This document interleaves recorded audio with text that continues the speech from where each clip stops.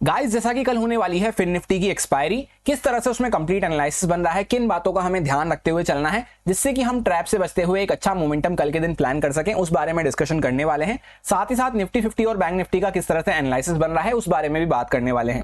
सो स्वागत है आपका एक और डेली एनालिसिस वीडियो में। सबसे पहले हम लोग बात करते हैं निफ्टी बैंक के चार्ट की। जैसा हमने कल यहाँ पे डिस्कस किया था कि मार्केट सबसे पहले वीकली टाइम फ्रेम पे एक ट्रेंड लाइन को फॉलो करते हुए चल रहा है। इस तरह से यहाँ पे मैंने आपको वीकली टाइम फ्रेम पे एक ट्रेंड लाइन ड्रॉ करके बताई थी कि मार्केट इस ट्रेंड लाइन को फॉलो करते हुए चल रहा है, जिसके आसपास हमने मल्टीपल टाइम सपोर्ट ले लिया है। तो जब मार्केट वापस से इसको ब्रेक डाउन करता है तभी हमें यहाँ पे और फर्दर सेलिंग देखने को मिल पाएगी। अदरवाइज जैसे मार्केट यहीं कहीं पे सपोर्ट लेने लग जाता है इसी जोन के आसपास, तो वापस से अगर मार्केट अपने हाई को ब्रेकआउट करता है तब यहाँ पे अग्रेसिव बाइंग के मोमेंटम हमें देखने को मिल सकते हैं। आज के दिन मार्केट एक्जैक्टली इसी लेवल के आसपास सपोर्ट लेता हुआ नजर आया है। तो अब जब तक वापस से मार्केट इसको ब्रेक डाउन नहीं करता है तब तक हम अग्रेसिव होकर सेलिंग की साइड पे प्लान नहीं रख सकते, क्योंकि ये ऐसी ट्रेंड लाइन है, इसके आसपास हम कई बार सपोर्ट ले चुके हैं और इसी पे मार्केट सपोर्ट लेता हुआ बार बार ऊपर की साइड पे जाता हुआ नजर आ रहा है। अभी वापस से यहीं पे हमने कंसोलिडेट करके सेलिंग भी दिखाई, पर इसको ब्रेक डाउन करे बिना नीचे से बाइंग में मोमेंटम दिखाना चालू किया है। तो जब इसके नीचे आते हैं तभी कुछ अग्रेसिव सेलिंग के बारे में प्लान रख पाएंगे।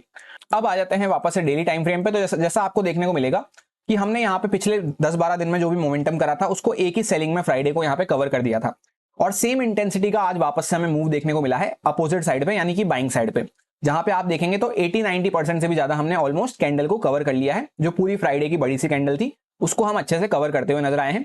जहां पे मार्केट आज के दिन फ्लैट खुला, हल्का सा नीचे गया और वापस से ऊपर पूरा रिकवर करता हुआ नजर आया है। 51,000 के ऊपर भी यहाँ पे साइकोलॉजिकल लेवल के ऊपर हमने क्लोज किया है। और कल हमने इस बात को डिस्कस भी किया था कि यहां से हम ये कंसोलिडेशन कर रहे थे, इसी जोन के आसपास से जहां से हमने ब्रेकआउट किया था उसी जोन के आसपास अब हम आ चुके हैं। तो यहाँ पे हम अग्रेसिव होकर सेल नहीं कर सकते। क्यों नहीं कर सकते? क्योंकि यहाँ पे इंपॉर्टेंट लेवल के आसपास से जहां से हमने ब्रेकआउट किया था वहां पे हम आ चुके हैं। दूसरा, ट्रेंड लाइन वगैरह का सपोर्ट भी हमें देखने को मिल रहा था। तो एक्जैक्टली मार्केट ट्रेंड लाइन पे सपोर्ट लेके अभी ऊपर निकलना चालू करा है। तो इनिशियल डायरेक्शन अब जो कल के लिए हमारा रहेगा वो बाइंग साइड पे रह सकता है। जहां पे भी कोई अच्छे सेटअप मिलते हैं बाइंग साइड पे वहां पे हम प्लान करते हुए चल सकते हैं। बस एक इंपॉर्टेंट बात का ध्यान रखना है कि हम काफी तेजी से यहाँ पे सेलिंग में गए। एक बड़ा मूव हमने सेलिंग की साइड पे करा, उसके बाद आज एक बड़ा मूव हमने बाइंग साइड पे करा। तो ऑलमोस्ट ये वी शेप रिकवरी टाइप यहाँ पे आपको देखने को मिल रही होगी। और वैसे भी हम वहीं पे आ चुके हैं जहां से हमने ये इस तरह से कंसोलिडेशन वगैरह फेस किया था पहले, उसी जोन के आसपास अब हम आ चुके हैं। तो छोटे मूव हम कल के दिन प्लान करते हुए चल सकते हैं। यहाँ पे मार्केट पूरा वी शेप रिकवरी करने के बाद हो सकता है थोड़ा सा जिगजैग करता हुआ नजर आए। उसमें इनिशियल डायरेक्शन हमारा क्या रहेगा? बाइंग साइड पे रह सकता है, पर इंट्राडे में हमें सेलिंग के भी छोटे छोटे मूव देखने को मिल सकते हैं। ओवरऑल यहाँ पे जैसे वी शेप रिकवरी हुई है इस तरह से, तो मार्केट थोड़ा सा यहाँ पे ऊपर नीचे जिगजैग करता हुआ नजर आ सकता है।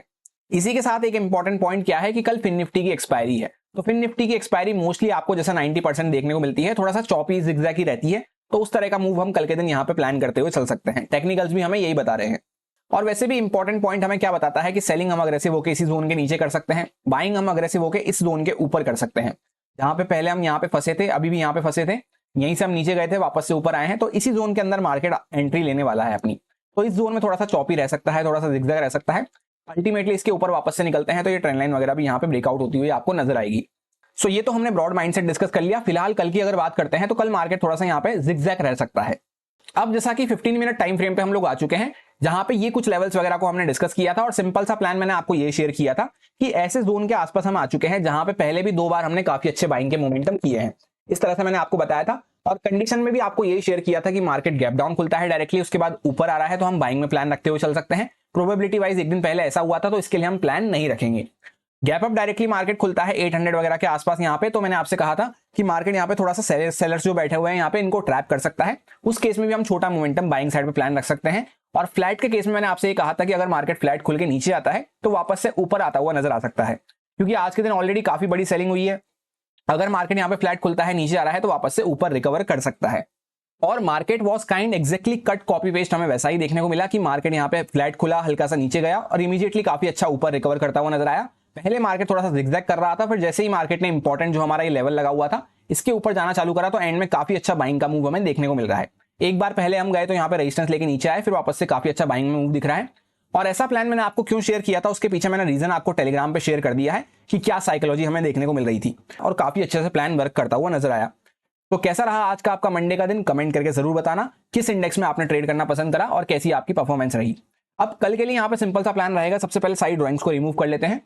जैसे मार्केट ने यहाँ पे 200 के आसपास एक्जैक्टली रेजिस्टेंस लिया है, थोड़ा बहुत मार्केट गैप डाउन वगैरह खुलता है, ज्यादा बड़ा कोई गैप डाउन खुल जाएगा तो उस केस में तो फिर वैसा होगा कि यहाँ पे ये बायर्स वगैरह जो बैठे हैं ये भी खतरे में आ सकते हैं। तो उस केस में पहले थोड़ी बहुत सेलिंग वगैरह हमें देखने को मिल सकती है, पर अग्रेसिव सेलिंग जब भी मिल पाएगी जब वापस से मार्केट ये इस लेवल के आसपास इसके नीचे आना चालू करता है 50,600 वगैरह के नीचे।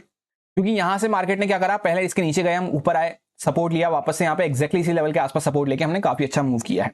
तो अग्रेसिव सेलिंग इसके नीचे ही मिल पाएगी, पर डायरेक्टली कुछ गैप डाउन वगैरह खुलते हैं तो ये ऊपर के बायर्स ट्रैप हो जाएंगे। उस केस में क्या होगा, थोड़ी बहुत पहले सेलिंग दिखा सकता है मार्केट, फिर ओवरऑल वैसे भी हम कैंडल के बीच में बने हुए हैं, कल की बड़ी सी कैंडल के बीच में और आज की बड़ी सी कैंडल के बीच में भी हम आ चुके होंगे, तो इसके बीच में मार्केट जिगजैग करता हुआ रह सकता है।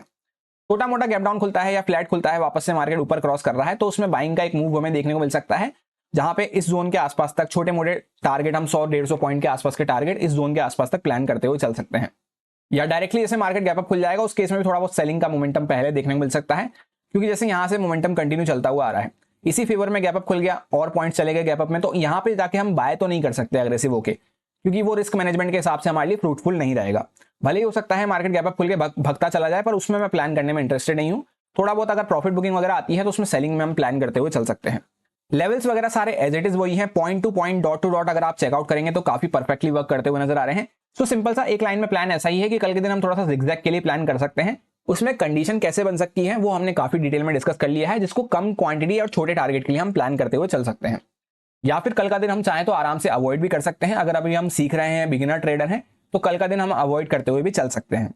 या जैसे आपने इस दिन पे या आज के दिन पे कोई अच्छा प्रॉफिट नहीं करा है या लॉस करा है, तो कल के दिन तो ट्रैपिंग के चांसेस थोड़े से और बढ़ जाते हैं, तो वहां पे आपको अननेसेसरी रिस्क नहीं लेनी चाहिए।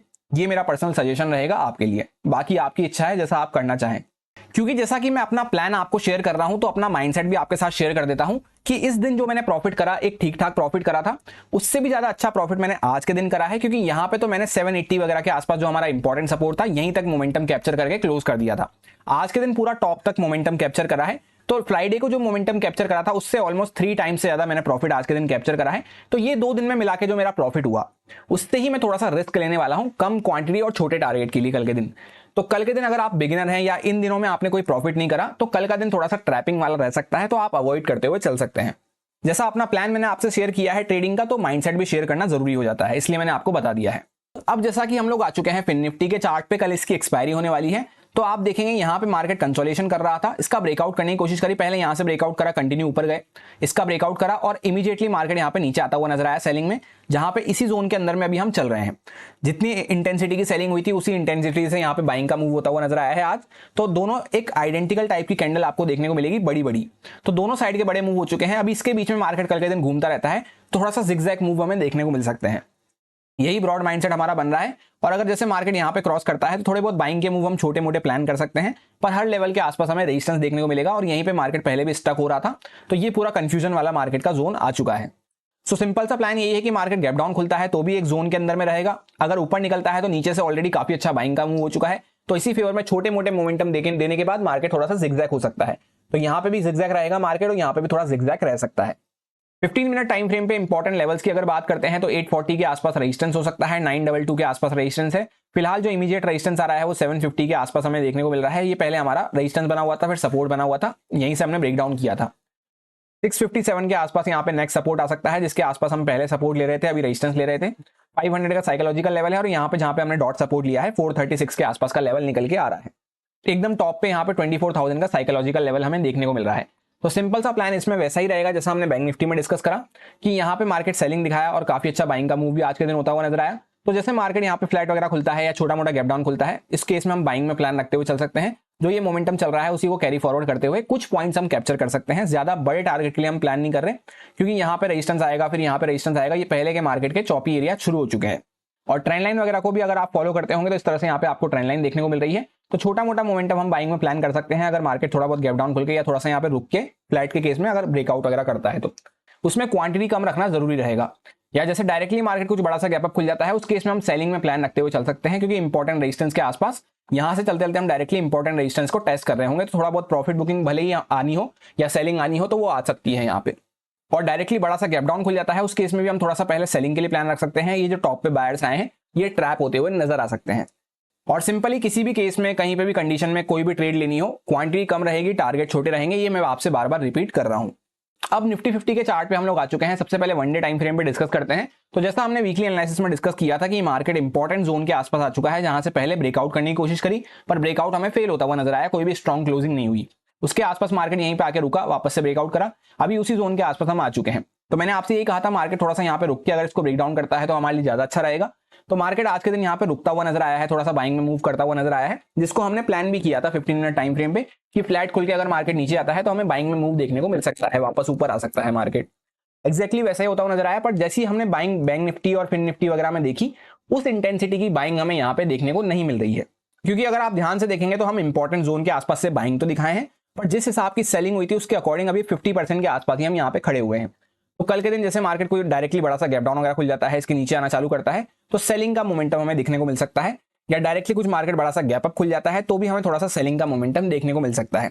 बीच में यहाँ पे मार्केट थोड़ा सा जिगजैग रहेगा, जिसमें फ्लैट या हल्का छोटा मोटा गैप डाउन खुलता है, तो उसमें हम बाइंग में प्लान रखते हुए पहले चल सकते हैं।